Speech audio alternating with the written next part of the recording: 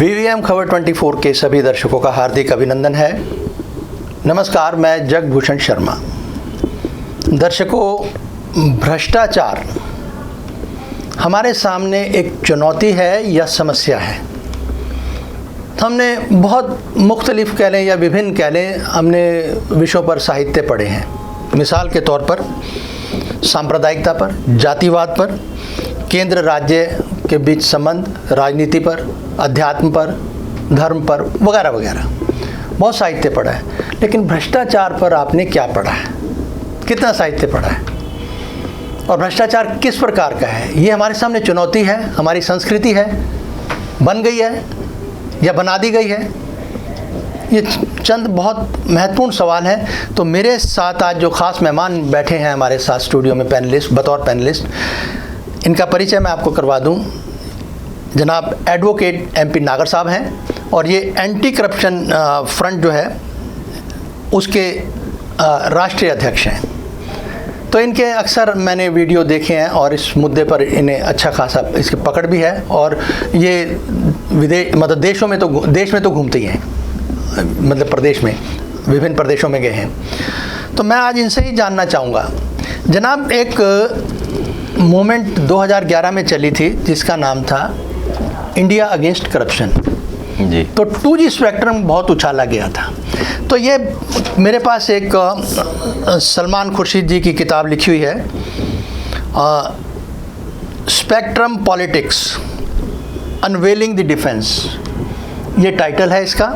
और CBI के जज थे, स्पेशल जज हैं OP सैनी साहब। उनकी जजमेंट है, absolutely no hesitation in holding the prosecution has miserably failed to prove any charge against any of the accused। ये जजमेंट है इस किताब के अंदर सैनी साहब की, जो ऊपर लिखी गई है। ये बुक का शीर्षक मैं आपको दिखा रहा हूँ। अब सवाल ये है कि मैं जानना चाहूँगा सर, जैसे मैंने अपनी छोटी सी प्रस्तावना में कहा कि ये समस्या है जी, देश की संस्कृति है, या आप कहें कि भाई चुनौती है देश के सामने कि ख़त्म होने का नाम ही नहीं लेती और कि हर एक जिसको देखो वो भ्रष्टाचार कहता है लेकिन ख़त्म नहीं करता। ना हमें कुछ इसके बारे में साहित्य ज़्यादा मालूम है। तो क्या कहना चाहेंगे सर आप? देखिए सर, मेरा कहना ये है कि जो करप्शन है ये जितना ज़्यादा हम सोचते हैं उतना ज़्यादा नहीं है। और जहाँ तक इसको एक लेकर संस्कृति की बात हम कहें या परंपरा की बात कहें, तो परंपरा के तौर पे करप्शन नहीं आया है, संस्कृति के तौर पे भी करप्शन नहीं है। अगर मात्र 50 साल पहले का अगर हम भारत का इतिहास देखते हैं और हम भारत के लोगों को देखते हैं तो उनके जहन के अंदर करप्शन जैसी कोई चीज़ नहीं थी। आज ज़रूर लगता है कि करप्शन में, क्योंकि करप्शन ऊपर से आता है तो इसलिए ऐसा लगता है कि बहुत ज़्यादा लोग करप्शन में शामिल हो गए हैं। परंतु मेरा मानना ये है कि 5-6% से ज़्यादा लोग इस देश में करप्शन करने वाले नहीं हैं। यानी केवल 5-6 लोग जो % लोग हैं वो करप्शन करते हैं और बाकी जो 94% लोग हैं इस देश के वो करप्शन नहीं करते हैं, वो केवल करप्शन को बर्दाश्त करते हैं। तो इसलिए क्या है कि ये ना तो परंपरा है और ना संस्कृति है। जहाँ तक परंपरा और संस्कृति की बात है तो अंग्रेज़ों के समय में भी ऐसी कई प्रथा थी, जैसे बेगार प्रथा थी। अब बेगार प्रथा थी तो अंग्रेज़ों ने उसको बंद कर दिया, यानी आप मुफ्त में किसी से काम नहीं ले सकते, तो एक करप्शन बंद हो गया। ऐसे ही और कोई 20 प्रथाएं थीं इस तरह की जो गलत प्रथाएं थीं। मैं आप यहाँ पर मैं थोड़ा सा यहाँ पे रोकना चाहूँगा। जी जी। बेगार का आपने जिक्र किया, यहाँ बाल श्रम अभी भी चल रहा है और चलो बेगार नहीं सही, लेकिन शोषण के बारे में क्या कहेंगे? देखिए, ये उसी का ही एक दूसरा रूप है कि बेगार नहीं सी, चलो अगर शोषण का मतलब ये है, वो ये बेगार से भी ज़्यादा खतरनाक है। बेगार को तो मालूम होगा कि मुझे कुछ नहीं मिलना जी। शोषित व्यक्ति को ये नहीं मालूम कि मेरे साथ क्या होगा। वो ये बेचारा इज्जत दे के कहता है अच्छा चलो जी जो आप सही समझो, या कुछ इस तरह के कह के आप जो मेरी मजदूरी हो। ये कल्चर भारत का सबसे ज़्यादा खतरनाक है। चलो भी लिहाजदारी में कह देते हैं, लेकिन सरमाएदार उसका पूरा फ़ायदा उठाता है। तो ये क्या कहेंगे, इस शोषण को आप क्या कहेंगे? देखिए, शोषण भी अपने आप में करप्शन का ही पार्ट है। अब ये जो शोषण करने वाले जो लोग हैं और करने वाले जो लोग हैं वो 6% है। वो करप्शन, वो शोषण करते हैं, और शोषण भी करप्शन का एक बहुत बड़ा रूप है, एक बहुत बड़ा पार्ट है। यानी इससे अलग नहीं देखा जा सकता। पहली बात तो आप ये बताओ, सहमत हैं मेरे सवाल से? बिल्कुल सहमत है आपके इस तर्क से पूरी तरह से। और बहुत ही एक अच्छी आपने बात कही है कि जो 96% इस देश के अंदर लोग हैं उनका शोषण होता है। तो अब ये देखिए, मेरे पास एक किताब है, छोटी सी पुस्तिका है ये कह सकते हैं, आज के प्रश्न, भ्रष्टाचार की चुनौती। तो ये भ्रष्टाचार की संपादक राजकिशोर हैं इस किताब के, छोटी सी पुस्तक है। तो इसको भी हमें समझना है कि ये लिखते हैं कि भ्रष्टाचार कब नहीं था, जो सर ने बात शुरू में कही कि अतीत में थोड़ा कम था, लेकिन कब नहीं था, यहाँ पर सवाल है। लेकिन आज़ादी के बाद भारत में भ्रष्टाचार का जो व्यापक और विभत्स रूप दिखाई पड़ रहा है वह एक नई समस्या है। ठीक है जी, यदि राजनीति, प्रशासन और अर्थतंत्र की दिशा आमतौर पर स्वस्थ होती तो भ्रष्टाचार सिर्फ वे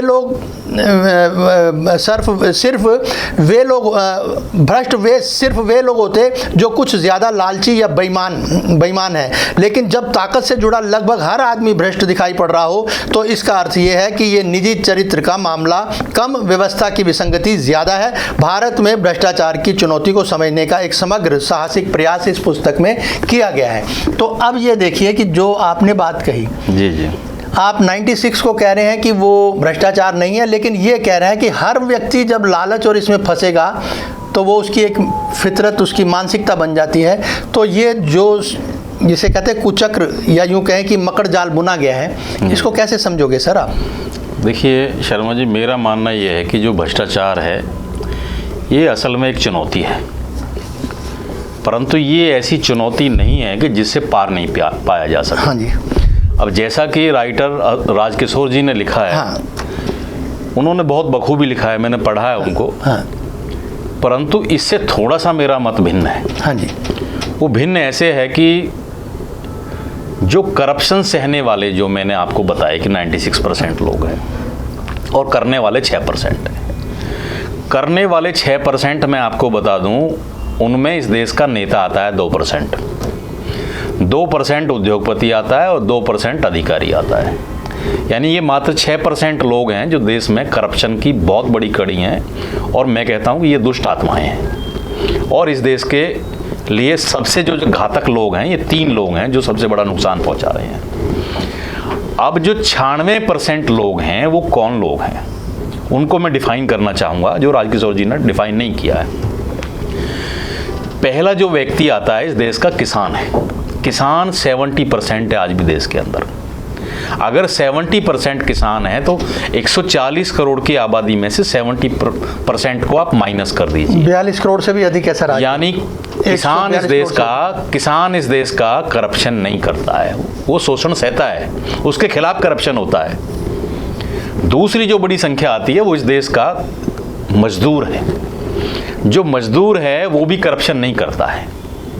अब मजदूर की जो संख्या है वो स्किल्ड सेक्टर भी है, नॉन स्किल्ड सेक्टर भी है, यानी स्किल्ड अनस्किल्ड 2 सेक्टर्स हैं। हाँ। दोनों सेक्टर्स में जो कामगार लोग हैं, जो मजदूर लोग हैं, उनकी संख्या भी करीब 20 करोड़ के लगभग है। तो वो जो 20 करोड़ लोग हैं वो भी करप्शन नहीं करते, उनके खिलाफ करप्शन होता है, उनका शोषण होता है। तो ये 2 बड़ी संख्याएं बताई। एक देश में जो महिलाएं हैं वो 99% करप्शन में शामिल नहीं है। महिलाएं बहुत बड़ी संख्या है, 50% महिलाएं इस देश में। तीसरे, इस देश के जो बुजुर्ग हैं, जो 60 साल से ऊपर हो गए हैं, जो सरकारी नौकरी में थे, नेता थे या जो अधिकारी थे या उद्योगपति थे, उनको हो सकता है करप्शन के कम मौके मिलें। परंतु जो लोग आज उससे बाहर हैं वो आज कमोबेश करप्शन में शामिल नहीं है। यानी एक बहुत बड़ी संख्या है ये भी बुजुर्गों की जो करप्शन नहीं करती। मैं जी यहाँ पे थोड़ा रोकना चाहूँगा जी। आपने कहा कि शामिल नहीं है और करप्ट नहीं है। मैं ये कहता हूँ कि करप्शन के लिए मजबूर किया जाता है। एक काम है छोटा सा, किसी ऑफिस में, नाम नहीं लेते, किसी भी कार्यालय में जाओ, वहाँ पे बाबू क्या कहता है कि ठीक है जी, आप रख जाओ, एप्लीकेशन दे जाओ, मैं देखता हूँ, करता हूँ, ये करता हूँ।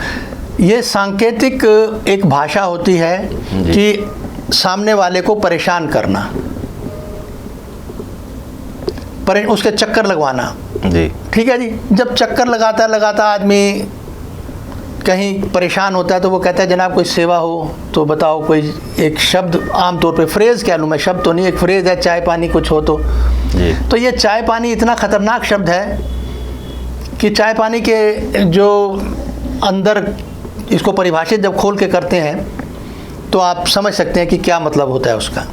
तो ये सांकेतिक एक जब मूक भाषा कह लो या सांकेतिक भाषा कह लो कि चक्कर लगने का मतलब है भैया जान छुड़वानी है तो आप सेवा करो। देखिए, इसमें शर्मा जी मैं एक बात कहना चाहूँगा कि इसमें कई बार मुझे नज़र आता है कि जो देश के जो लोग हैं उनके अंदर जो जज्बा देश के लिए होना चाहिए वो कम है। स्वार्थ की जो बात है वो ज़्यादा नज़र आती है। उनको लगता है कि आपको चक्कर नहीं काटने पड़ेंगे, इसलिए वो आसानी से उनको पैसा ऑफ़र कर देते हैं और वो सामने वाले की बात भाषा भी समझ जाते हैं। ये तभी सरकार ने ये तय किया कि भाई रिश्वत देने वाला भी और लेने वाला दोनों अपराधी हैं। परंतु मेरा मानना ये है, नाम तो उछाला जाता है जिसने ली है, वो देने वाले को आज तक किसी ने कुछ नहीं। परंतु मेरा मानना ये है कि जो लेने वाला व्यक्ति है जो रिश्वत लेता है वो ही करप्ट है, क्योंकि देने वाला तो मजबूरी में स्वार्थवश दे रहा है कि उसको अपनी नौकरियां छोड़ के 20 धक्के ना खाने पड़े, इसलिए वो दे देता है। इसलिए मैं उसको अपराधी नहीं मानता। अपराधी हमेशा वही व्यक्ति है जो रिश्वत ले रहा है, क्योंकि रिश्वत जो व्यक्ति ले रहा है उसको ऑलरेडी सैलरी 50,000 से ऊपर मिल रही है, वो लाखों रुपए कमा रहा है। यानी जहां लाख रुपए उसकी सैलरी है उसके अलावा लाख 2 लाख रुपए रिश्वत भी लेने का काम कर रहा है। अगर हम अतीत में आते हैं तो लाख सैलरी तो मेरे ख्याल है 2006 के बाद कहीं कह सकते हो, जब 7वां का पे कमीशन आया था। उससे पहले भी सवाल ये है कि करप्शन का संबंध सैलरी से नहीं है, एक आदत और एक मानसिकता से है। यानी अगर हम कहीं पर भी सेवा में नियुक्त हुए हैं, सरकार में आपको मौका मिला, मैं तो कहूँगा कि वो लोग खुश नसीब हैं। चंद मुट्ठी भरी हैं जिनकी सरकारी नौकरी है, वो खुश नसीब हैं। वो लोग भी उतने ही खुश नसीब हैं जिनके व्यवसाय स्थापित हैं और ईश्वर भगवान उनकी इसी समृद्धि को स्थायी रूप दे और हमेशा दे। लेकिन सवाल ये है कि वो मानसिकता, जैसे आप जिक्र कर रहे हैं कि देश के जो नागरिक है वो आंतरिक रूप से कमज़ोर है कहीं। जी। इस पे क्या कहना चाहेंगे आप? क्योंकि जो एक दृढ़ता होनी चाहिए, एक वो नाम नहीं लेते, आपके सामने हो रहा है मेरा नाम मत लेना प्लीज़, ये XYZ उसने किया है, तो ये हमारी मानसिकता है। देखिए शर्मा जी, मेरा मानसिकता के ऊपर ये कहना है कि आज देश के अधिकांश लोगों की ऐसी मानसिकता बन चुकी है, उसे मजबूरी बस समझ लीजिए, उसका शोषण का एक पार्ट समझ लीजिए, कि वो आसानी से अपनी जिम्मेदारी को शिफ्ट करने के लिए, अपने काम को निकालने के लिए, मतलब कुछ पैसा ऑफर करने के लिए तैयार रहते हैं। अब ये क्या है, ये इजी एक तरीका हो गया, पर ये जो इजी तरीका है ये भी करप्शन का ही एक पार्ट है। यानी ये उनकी देशभक्ति में कहीं ना कहीं कमी है। देखिए, देशभक्त वो व्यक्ति होता है जो करप्शन ना करे या जो करप्ट व्यक्तियों को सहयोग ना करे। और ये कोई बहुत ज़्यादा टफ काम भी नहीं है, मुश्किल काम नहीं है, असंभव काम नहीं है। अभी लगता है कि इस देश में करप्शन हो रहा है, परंतु मेरा मानना ये है कि मैं भविष्य के प्रति बिल्कुल आश्वस्त हूँ कि इस देश के अंदर एक ऐसी क्रांति खड़ी होगी कि जो करप्ट लोग हैं वो बिलों में घुस जाएंगे और जो रिश्वत देने वाले लोग हैं वो बिल्कुल देना बंद कर देंगे। ऐसा मेरा मानना है, क्योंकि एक थोड़े से बदलाव की बस आवश्यकता है और वो बदलाव हम एंटी करप्शन फ्रंट के माध्यम से लाने का प्रयास कर रहे हैं और उसमें हमारी जो प्रक्रिया है वो निरंतर जारी है और उसमें हमें बहुत से देश भर से साथी लोग सहयोग भी कर रहे हैं और लोग सामने आ रहे हैं। अभी क्या है, लोगों में जो मानसिकता बनी हुई है कि भाई मैं रिश्वती को पकड़वाना तो चाहता हूँ। मेरे पास बहुत से फ़ोन आते हैं देश भर से, बोला जी मुझे रिश्वती पकड़वाना तो है परंतु मैं सामने नहीं आना चाहता। ये जो सामने आने वाली जो कहानी है, अब विजिलेंस से आप पकड़वाइए, चाहे एंटी करप्शन ब्यूरो से पकड़वाइए, चाहे CBI से पकड़वाइए, अल्टीमेटली कंप्लेनेंट आपको बनना पड़ेगा। हाँ, जब तक आप शिकायतकर्ता नहीं बनते हैं तब तक आप ये मान लीजिए कि तब तक आप करप्ट व्यक्ति को नहीं पकड़वा सकते। इसमें 2-3 खामियां हैं। पहली खामी तो ये है कि जो करप्ट व्यक्ति को पकड़वाता है उसको भी अल्टीमेटली कोर्ट के चक्कर काटने पड़ते हैं। लोग कोर्ट कचहरी के चक्कर काटने से डरते हैं, जो काम धंधे वाला व्यक्ति है। दूसरी जो सबसे बड़ी बात आती है, जो सज़ा का प्रोविज़न है, वो सज़ा केवल 5 साल तक का प्रोविज़न है। इसलिए हम बार बार देश की सरकारों से मांग करते हैं कि जो लोग करप्शन में शामिल हैं, जो लोग भ्रष्टाचार कर रहे हैं देश के प्रति, उनकी सज़ा 10 साल से लेकर और फांसी तक की होनी चाहिए। जिस दिन आपने ये कानून बना दिया तो मेरा मानना ये है कि जो भ्रष्ट व्यक्ति हैं वो अपने आप भ्रष्टाचार बंद कर देंगे, करप्शन से लोग डरना शुरू कर देंगे। देखिए, एक मैं छोटा सा उदाहरण दूंगा। आज आम आदमी मर्डर क्यों नहीं करता? उसको पता है कि अगर आपने मर्डर कर दिया तो 302 में उम्र कैद हो जाएगी, फांसी की सज़ा हो जाएगी, इसलिए मर्डर नहीं करते।